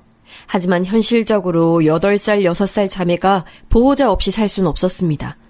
그렇게 섬을 떠나 할머니 집에서 살게 됐는데 할머니가 살던 곳은 바로 산속 시골이었어요. 할머니가 제게 들려줬던 말에 의하면 할머니는 섬이 싫으셨대요. 주변에서 배를 타다 돌아가신 분을 워낙 많이 봐서 그렇다고 말씀하셨어요. 할아버지도 아빠와 같은 선장이셨고 아빠처럼 바다에 나갔다가 돌아오지 못하셨다고 했습니다. 그래서 할아버지가 돌아가시고 고모와 아빠를 데리고 섬을 나가려고 하셨다고 해요. 그 과정에서 우리 아빠는 엄마를 만나 섬에 정착했고 고모만 데리고 나오셨대요. 슬프게도 고모는 육지로 와서 병에 걸려 이른 나이에 돌아가셨다고 합니다. 그래서 혼자 산속에서 살고 계셨다고 할머니가 저에게 말해주셨어요. 그리고 저는 그렇게 할머니와 동생과 같이 살게 됐습니다. 섬에서 살며 해산물을 끼니마다 먹던 우리 자매는 산속 삶에 쉽게 적응하지 못했어요. 섬에서는 보기 힘든 나물이 반찬이라 생존하지 않던 반찬 투정도 하게 됐죠. 하지만 문제는 다른 곳에 있었으니 바로 동생이었습니다. 제 동생 미선이는 부모님이 돌아가시고 함구증에 걸렸어요. 어린 나이에 충격이 컸는지 말을 할 수 없었습니다. 용하다는 의원이나 무당의 할머니가 데려가도 차도가 없었어요. 그저 심리적인 요인이라고 하셨습니다. 그래도 비밀이 있다면 미선이는 저한테는 아주 작게 소리를 내어 말했어요. 주로 문장이 아니라 단어만 내뱉는 수준이었어도 행복했습니다. 일부러 할머니나 학교 선생님에겐 말하지 않았어요. 그게 미선이를 더 힘들게 한다고 생각했거든요. 할머니는 확실히 옛날 분이라 우리 자매와 하나도 맞지 않았습니다. 애초에 서로 왕래가 좀 있었으면 모르겠는데 장례식장에서 본 게 저는 처음이었거든요. 갓난아기 때 봤던 기억이 있다던데 당연히 저는 기억하지 못했죠. 그리고 가장 중요한 건 할머니는 우리 엄마를 너무 싫어하셨습니다. 이미 하늘에 간 엄마를 어찌나 제 앞에서 욕하던지 나중엔 듣기가 싫어서 집을 뛰쳐나가기도 했어요. 네 애미만 아니었어도 내 아들이 빨리 가지 않았을 텐데. 아유, 그 여자가 뭐가 좋다고 섬에 남았다가 봉변을 당해. 할머니는 특히 아빠가 돌아가신 날이 다가오면 정도가 심해졌습니다. 그래서 그럴 때마다 일부러 학교가 끝나도 집에 바로 가지 않았어요. 동생 손을 꼭 잡고 산에 가서 둘이 놀았습니다. 동생이 아직 학교 갈 나이가 아닐 때도 저는 미선이를 우리 학교에 데리고 갔어요. 지금은 전혀 상상도 하지 못할 텐데 그 시절엔 가능했습니다. 그리고 또 우리 학교가 분교라 전교생이 10명도 되지 않았거든요. 워낙 작은 학교고 동생도 그 학교에 입학할 거라 선생님은 흔쾌히 동생을 데려오라고 하셨어요. 그렇게 동생과 저는 서로가 인생의 전부였습니다. 아무래도 제가 나이가 더 많은 언니라서 동생을 유별나게 챙기긴 했어요. 저한테 미선이는 딸이나 다름없었고 미선이에게 저는 언니이자 엄마였거든요. 학교에서 친구가 장난스럽게 미선이를 놀리면 불같이 화를 내곤 했습니다. 미선이가 말을 제대로 하지 못하니 과보호는 더 심해졌어요. 선생님, 우리 미선이 숙제 뭐예요? 제가 옆에서 도와줄게요. 아유, 미선이는 언니 없으면 어떡해? 지선아, 미선이 내일까지 이거 해야 돼. 집에 가서 봐줘. 숙제도 제가 나서서 선생님에게 물어보며 챙겼습니다. 그때는 미선이가 길을 걷다 넘어져도 너무 속상했어요. 제가 대신 다쳐야 하는데 감히 동생을 다치게 했다는 죄책감이 들기도 했죠. 그런 제 마음을 아는지 미선이도 제가 자기 세상의 전부였습니다. 매일 밤 자기 전에는 미선이의 입을 트이게 하려고 얼마나 노력했는지 몰라요. 같이 교과서를 읽으며 육성으로 내뱉을 수 있도록 도왔습니다. 할머니가 시끄럽다고 자라고 해도 굴하지 않았어요. 가방, 책상, 학교, 선생님. 그렇지. 그렇게 내뱉는 거야. 알겠지? 내일 학교 가서 동석이랑 선생님 앞에서 말해보자. 잘했어. 제 노력이 통했던 건지 실제로 미선이는 중학교를 입학할 때쯤엔 말문이 트였습니다. 그래도 소심한 성격은 변하지 않았어요. 저는 미선이를 지키기 위해 강제적으로 활발한 성격이 됐습니다. 어디 가서도 기죽지 않으려고 노력했어요. 할머니와 사는 것도 점점 적응되고 있었습니다. 그런데 제가 중학교 3학년이던 16살 때 할머니가 돌아가시게 되셨어요. 그전부터 할머니는 피를 많이 토하셨습니다. 그래서 제가 할머니를 모시고 읍내까지 가서 병원에 모셔다 드리기도 했죠. 거기서 의사 선생님은 그저 나이가 많이 드셔서 그런 거라고 설명하셨어요. 아무리 할머니가 잔소리가 심해도 반찬을 나물밖에 해주지 않아도 틈만 나면 우리 엄마를 욕해도 그래도 같이 살았다는 정이라는 게 있잖아요. 오갈 곳 없던 우리 자매를 거둔 고마운 분이기도 하셨고요. 그런데 할머니가 아프다니까 얼마나 속상했는지 모릅니다. 그렇게 할머니는 노환으로 집에서 잠드신 상태로 돌아가셨습니다. 친척이 없으니 장례식장은 매우 횡했어요. 그래도 부모님 장례식 때는 이웃들이 많이 오셨는데 할머니는 워낙 시골이기도 하고 남들과 어울리는 분이 아니셔서 빈소가 초라했어요. 문제는 그때부터였습니다. 초라하고 횡한 빈소는 아무 문제가 아니었어요. 지쳐 잠든 미선이를 보며 저는 막막한 앞날에 대해 걱정했습니다. 현실적으로 이제 어떻게 살지 걱정되어 잠도 오지 않았어요. 사실 할머니와 살던 곳이 너무 시골이라 고등학교가 있지도 않았거든요. 그래서 할머니는 제가 고등학교 갈 나이가 된다면 버스를 타고 1시간이 넘게 다녀야 한다고 말씀하셨어요. 저는 절대 미선이와 둘이 살며 그럴 수 없다고 생각했죠. 그래서 아예 고등학교에 입학하지도 않았습니다. 현실적으로 당장 살아갈 돈이 없어서 돈도 벌어야 했고요. 할머니가 남긴 재산은 집 한 채가 전부였어요. 할머니는 보통 남의 밭에서 일하고 일당을 받으셨습니다. 그런데 저는 밭일을 해본 적도 없으니 막막했어요. 집에 와서 텅 빈 집을 바라보며 막막함에 눈물도 나오지 않았습니다. 그때 그리고 결심했어요. 그냥 내 인생은 미선이를 위해 살아야겠다고요. 그리고 아주 무모한 선택도 했는데 무작정 미선이의 손을 잡고 서울로 올라갔어요. 어린 나이여도 거기서 계속 살 수는 없다는 생각이 들었거든요. 저는 책임감 때문에 내가 고등학교에 가지 않는 건 허용해도 미선이가 고등학교에 가지 않는 것은 진짜 상상하기도 싫었습니다. 그래서 무작정 서울로 올라왔어요. 아직도 서울로 올라가던 기차 안이 생생합니다. 처음 하는 일이라 심장이 매우 쿵쾅거렸어요. 그래도 동생의 손을 잡고 묻고 물어 서울에 도착했습니다. 할머니가 옷장 안에 숨겨놓으신 돈을 털고 털어 겨우 고시원에 들어갈 수 있었어요. 둘이 한 방에 있는 것은 안 된다고 했는데 제가 사정을 했습니다. 저희 고아예요. 부모님은 어릴 때 돌아가셨고 키워주셨던 할머니도 돌아가셨어요. 한 달이 지나면 제가 돈 벌어서 꼭 2방 얻을게요.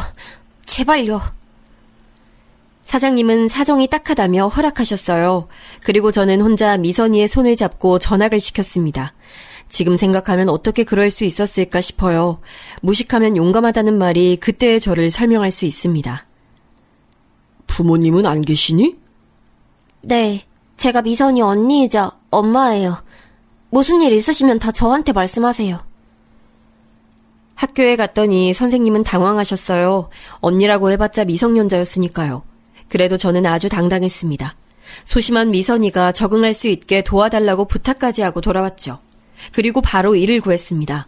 마음 같아선 공장에 가서 일하고 싶었는데 그러면 미선이를 돌볼 수가 없었어요. 그래서 고시원 바로 밑에 있는 고깃집에 무작정 찾아가서 일하게 해달라고 했습니다. 사장님은 당황하셨는데 제가 너무 절박해 보였는지 허락하셨어요. 그렇게 고깃집에서 일하며 동네를 돌아다니면서 분식집에서도 일하게 됐습니다. 하루도 쉰 날이 없어요. 겨우 시간이 나면 미선이를 데리고 시장을 돌아다니며 맛있는 것을 사줬습니다. 저는 똑같은 옷을 입어도 미선이는 부모 없는 티가 나면 안 됐어요. 그래서 시장에 가서 예쁜 옷을 사서 미선이를 입히기도 했죠. 그런 제가 안쓰러웠는지 미선이는 학교에 적응을 잘했습니다. 제가 본인 걱정을 종이라는 것을 본인이 아는지 최선을 다하더라고요. 부모님이 돌아가시고 충격에 함구증까지 걸렸으면서 어느덧 반장까지 하는 모습을 보고 얼마나 뿌듯했는지 모릅니다. 이제 보통 사람처럼 말도 잘해서 더 뿌듯했어요. 번 돈은 미선이의 옷과 먹는 것을 제외하고 절대 쓰지 않았어요. 특히 저를 위한 투자는 할 생각도 들지 않았습니다. 그렇게 돈을 모아 고시원 생활을 마무리하고 단칸방을 하나 얻게 됐어요. 반지하도 아닌 아예 지하에 있는 방이었는데 그래도 좋았습니다. 해가 들지 않아도 이렇게 우리가 같이 있다는 것에 의의를 두었죠. 언니, 고마워. 나 언니가 이렇게 고생하는 거, 나 때문인 거 다 알아. 내가 평생에 걸쳐 갚을게. 갚을 필요 없어. 우리는 서로 인생에서 우리밖에 없으니까 이렇게 의지하며 살자. 미선이와 저는 서로를 그렇게 의지하며 버텼습니다. 저는 제 인생을 오로지 동생에게 투자하려고 마음을 먹었으니 미선이가 꼭 대학에 가길 원했어요. 대학에 가면 등록금이 필요하니 돈을 악착같이 저축했습니다.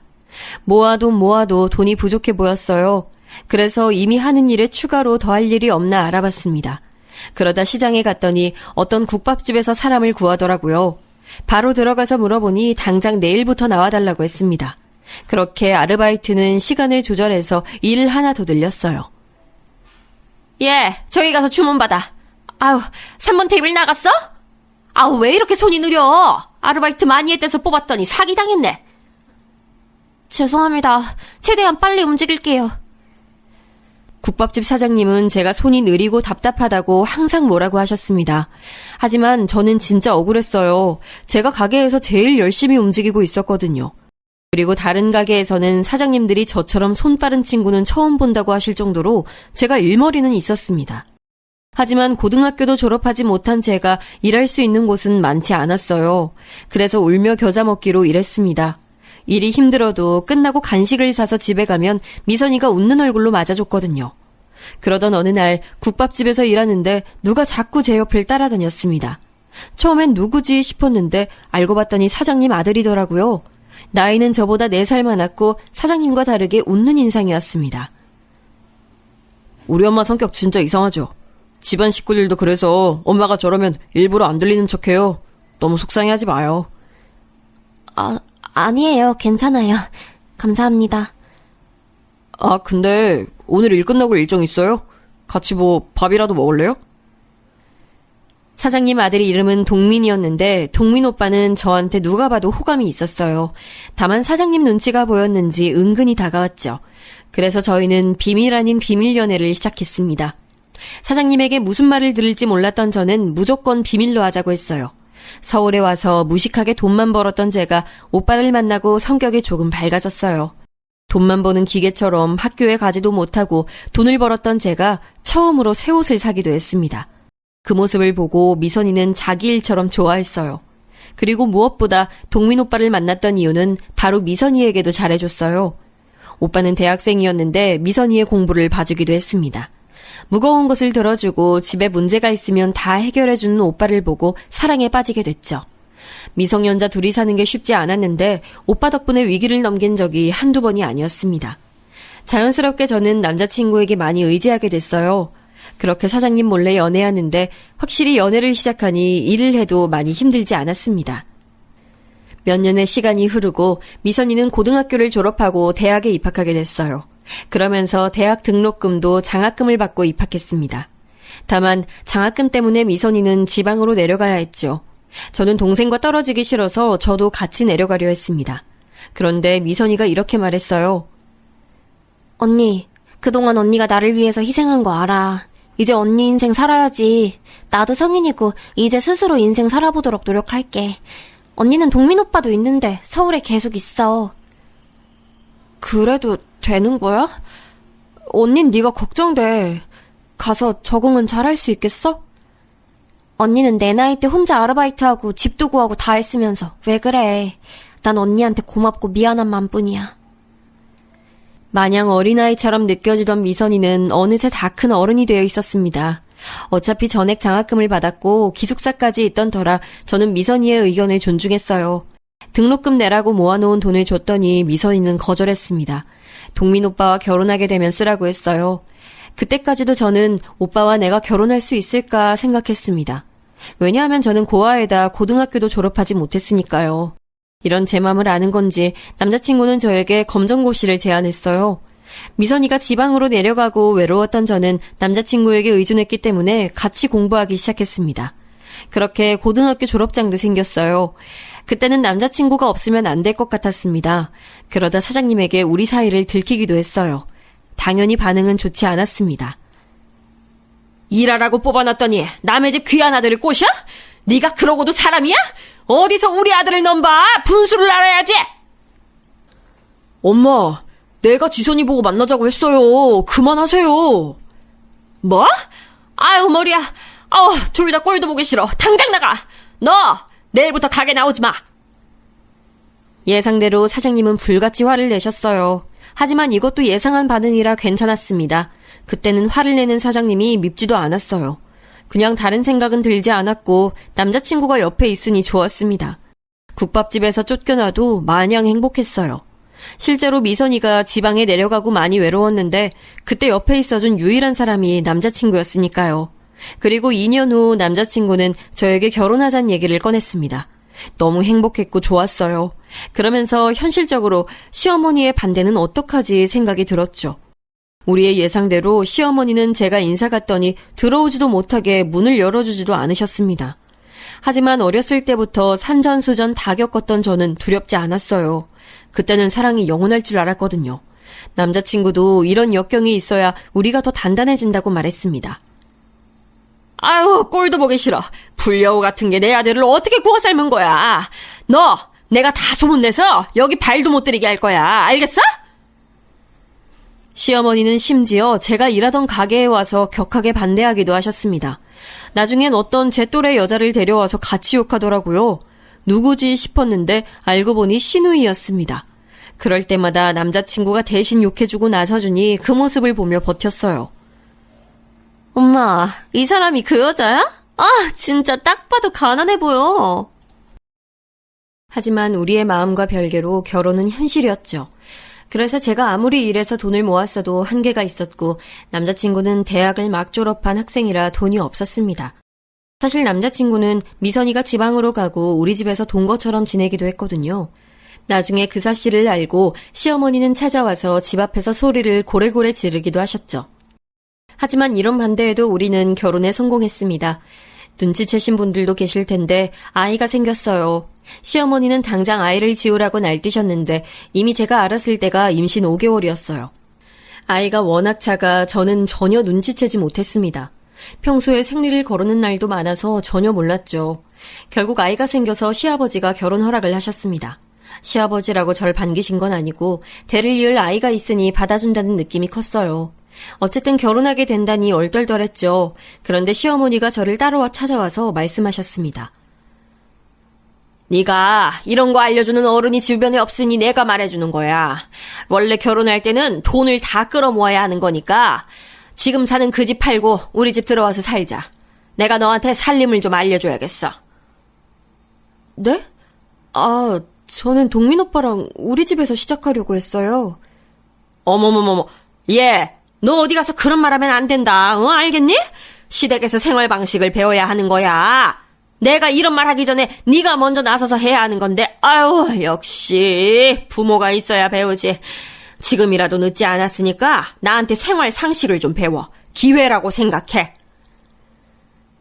시어머니는 저를 찾아와서 시댁에 들어와서 사는 것을 강요하셨어요. 그러면서 모은 돈을 다 내놓으라 했습니다. 그때는 제 나이가 너무 어렸고 또 가방끈도 짧으니 그게 맞는 건 줄 알았어요. 그래서 어차피 아이도 낳을 거고 그러면 시부모님 도움을 받을 날이 많을 것 같으니 시댁에 들어가서 살자고 결정했습니다. 다만 걸리는 것이 있다면 미선이었어요. 미선이는 방학이면 서울에 와서 저와 지냈는데 갑자기 집이 없어지는 거잖아요. 그래서 조금 망설였는데 동생은 괜찮다며 오히려 저에게 말했습니다. 나는 언니가 시댁에 책 잡히지 않았으면 좋겠어. 이왕 하는 결혼인데 최대한 좋은 방향으로 가자. 미선이의 고마운 배려로 저는 그렇게 시댁에 들어가서 신혼생활을 시작했습니다. 그리고 그때가 제가 세상에서 제일 힘들었던 기간이에요. 시어머니의 시집살이는 아주 심했습니다. 그렇게 아끼던 본인 아들과 제가 결혼한 게 영 마음에 들지 않으셨던 거죠. 제가 임신한 상태인데도 시어머니는 새벽 5시에 일어나서 집안일을 하길 원하셨어요. 그리고 빨래도 어찌나 많이 시키던지 몸이 나만하질 않았습니다. 시어머니는 제가 집에서 집안일을 하길 원해서 일하던 가게를 다 강제로 그만두게 했어요. 넌 빨리 일어나서 집을 한 번 더 다 닦고 빨래 돌리고 요리해야지. 그리고 어디 감히 시댁 식구들하고 같이 밥을 먹어. 시아버지 출근하시면 그때 먹는 거야. 알겠니? 네. 네라고 대답만 하지 말고 제대로 하란 말이야. 내가 진짜 너만 보면 속이 답답해서 못 살겠어. 저게 뭐가 좋다고 결혼한다고 데려왔는지. 엄마, 너무 그러지 마. 배운 게 있어야 제대로 하지. 언니, 제가 알려줄까요? 대놓고 저를 구박하는 시어머니도 서운하고 속상했지만 옆에서 말리는 시누이가 더 얄미웠어요. 시어머니는 남아선호 사상이 강한 옛날 사람이니 그렇다 쳐도 시누이까지 그러니 서러움이 몰려왔습니다. 그래도 남편을 보며 버티려고 했죠. 시간이 지나 출산했는데 아이의 성별은 딸이었어요. 딸이라는 사실을 알고 시부모님은 병원에 오지도 않으셨습니다. 너무 서운하고 속상한 마음이 들었죠. 유일하게 미선이만 저를 축하하러 지방에서 올라왔습니다. 미선이는 저에게 축하한다며 선물까지 사서 방문했어요. 반면 시어머니는 대놓고 저한테 뭐라 하셨습니다. 내가 어쩐지 예감이 안 좋았어. 대를 이으라고 결혼시켰더니 딸을 낳아? 아유, 넌 잘하는 게 뭐냐? 그래, 다음엔 아들을 낳도록 노력해라. 아들을 낳지 못한 게 그렇게 죄인인 줄 그때 알았습니다. 출산하고 호르몬 변화로 인해 안 그래도 서러웠는데 시어머니가 종일 구박하니 못 살겠더라고요. 게다가 조리를 제대로 하지도 못했습니다. 퇴원하고 집에 왔는데 바로 또 새벽 5시부터 깨워서 일을 시켰어요. 미선이가 너무 보고 싶었고 돌아가신 부모님이 그리웠습니다. 혼자 숨죽여 울었던 날이 한두 번이 아니에요. 남편이 그나마 옆에서 위로해주지 않았으면 제가 어떻게 버텼을지 상상도 하기 싫습니다. 혼자 시댁에서 온갖 집안살림 도맡아 하며 아이까지 독박으로 키우는 것은 너무 힘들었어요. 게다가 저는 아이를 낳고 연년생으로 또 아이를 가지게 됐습니다.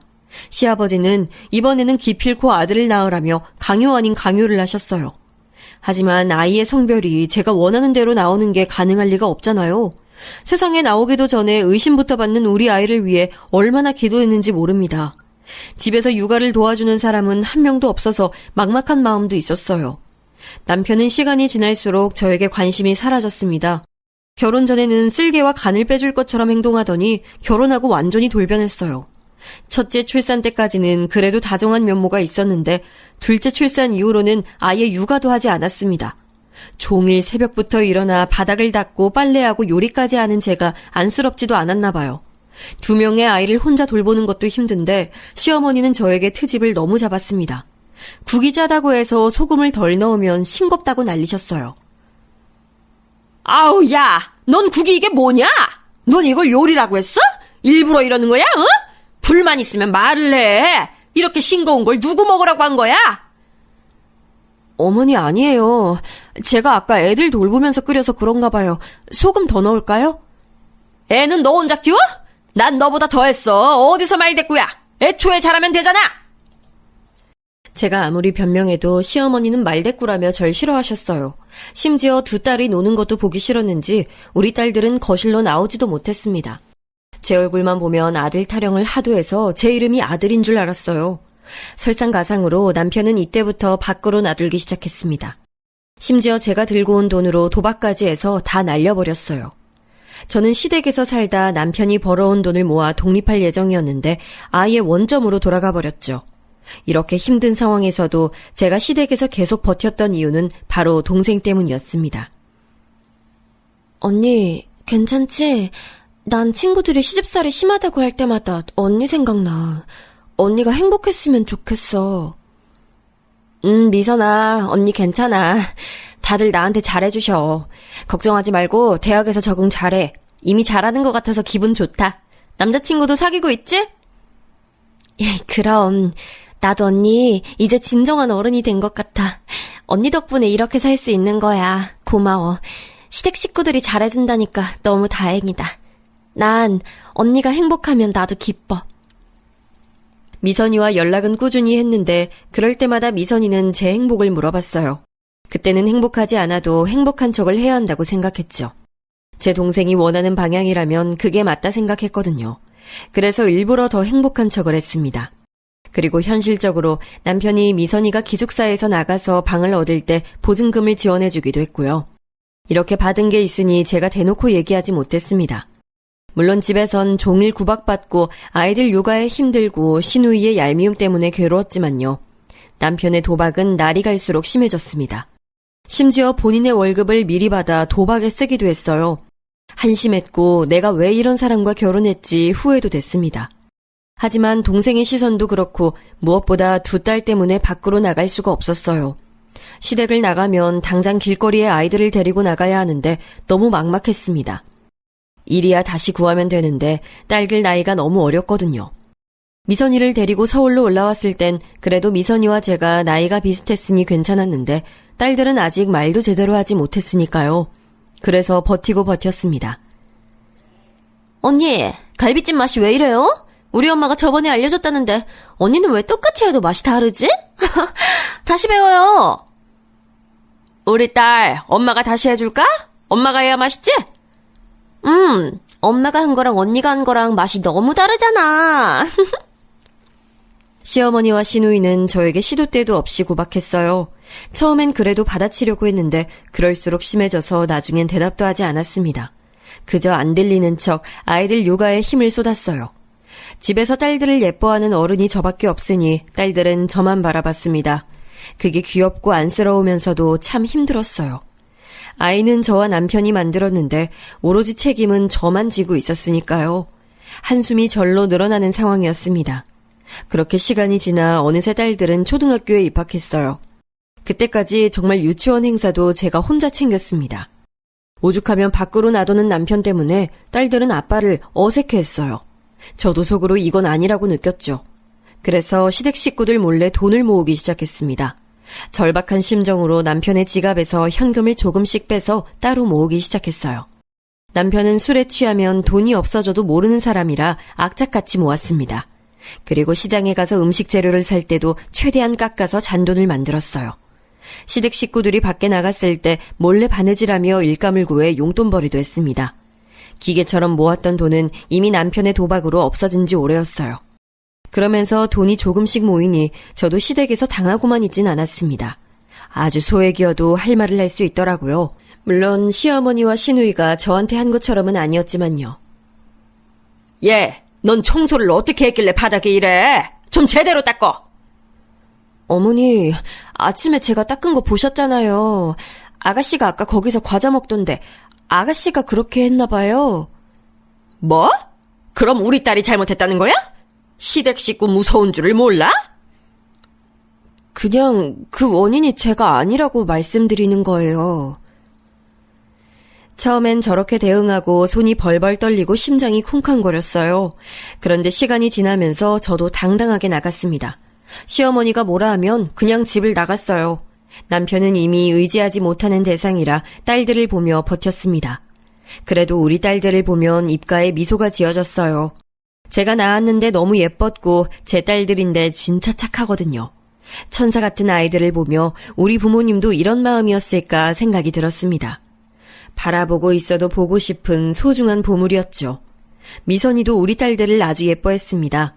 동생은 대학에서 만난 남자친구와 결혼 예정이었어요. 그러면서 서울로 저를 보러 왔는데 미선이는 볼수록 더 예뻐졌어요. 데리고 온 남자친구도 제 남편과 달리 훤칠하고 다정하고 성실했습니다. 이런 사람이라면 제 동생을 믿고 보낼 수 있다고 생각했죠. 언니, 지영이랑 소영이 맛있는 거 사줘. 알겠지? 아니야. 언니 돈 많아. 안 줘도 괜찮아. 가져가. 이걸로 너 먹고 싶은 거 사 먹어. 언니, 그럼 언니라도 사 먹어. 언니가 나 키웠으면서 이런 용돈도 안 받으면 어떡해. 미선이는 저를 보러 올 때마다 손에 봉투를 들고 왔습니다. 대학을 졸업하고 알만한 대기업에 취업해서 잘 나가는 직장인이었죠.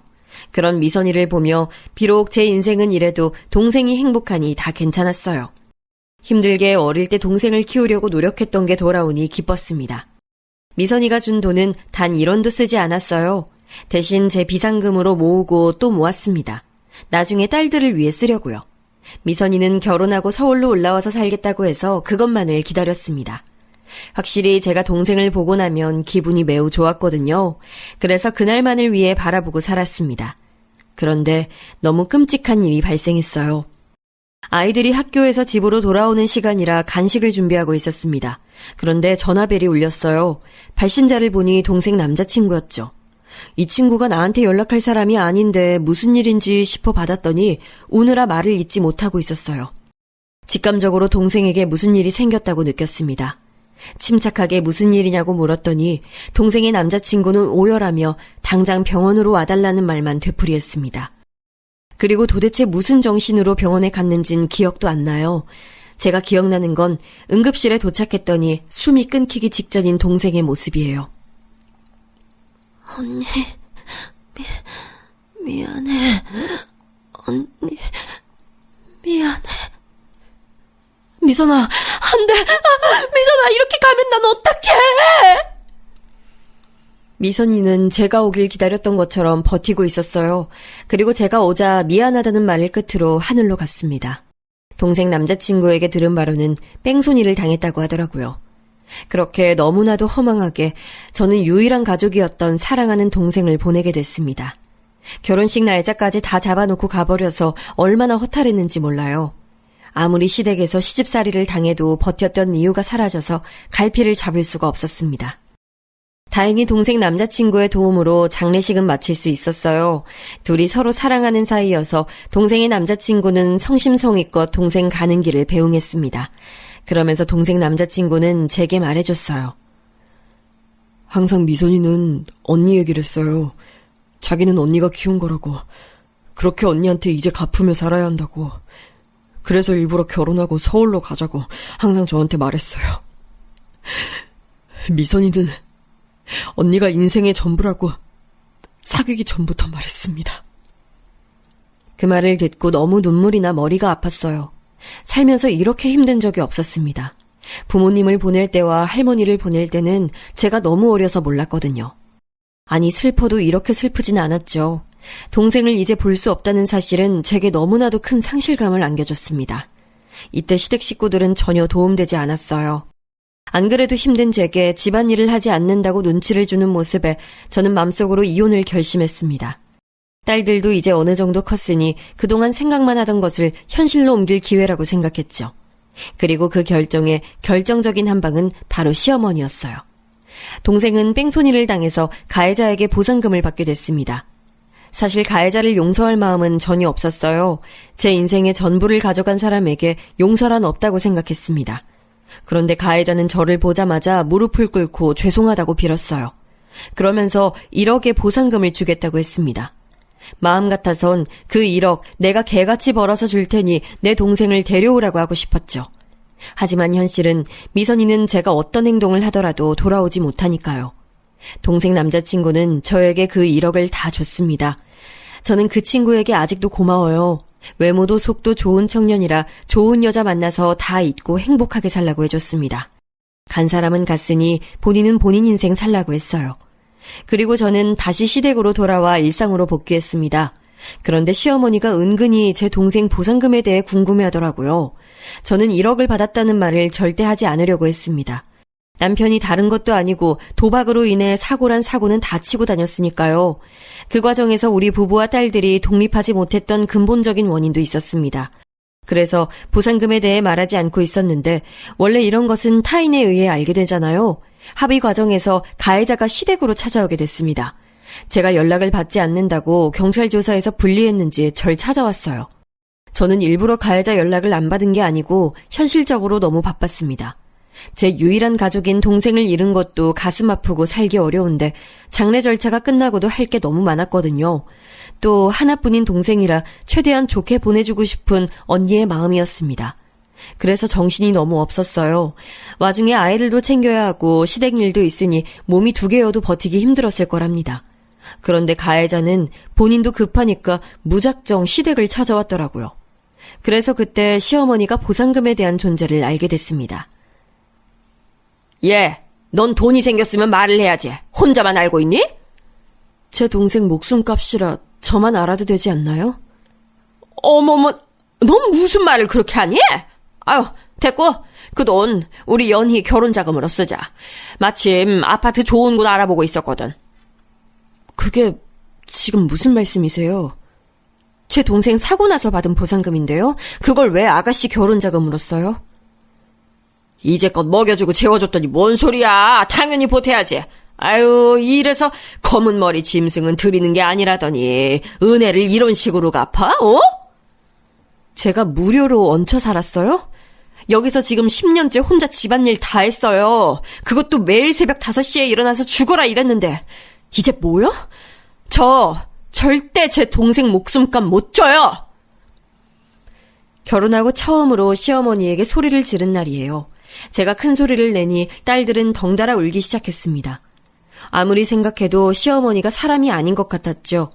그렇게 시댁에서 10년을 살림해도 돌아오는 건 목숨값 내놓으라는 말이라니요. 시어머니한테 큰 소리치며 말하고 있으니 방에서 아가씨가 나오더라고요. 언니, 집 떠나가겠어요. 왜 그렇게 우리 엄마한테 바락바락 대들어요? 그리고 들어보니까 돈 많이 받았던데. 가족끼리 왜 그래요? 야박하네? 가족? 우리가 가족인가? 나는 그거 처음 알았네요. 어머, 그럼 가족이죠. 가족끼리는 이렇게 돕고 사는 거예요. 언니가 고아라서 몰랐나 본데. 뭐? 야, 너 말 잘했어. 고아? 너는 있는 부모가 왜 저 모양이야? 저는 그동안 꾹꾹 눌러왔던 게 터지는 느낌이 들었습니다. 순간 너무 화가 나서 저도 저를 통제하지 못했어요. 아무리 참으려고 해도 참을 수 없었죠. 신우에게 달려가 미친 듯이 쏘아댔습니다.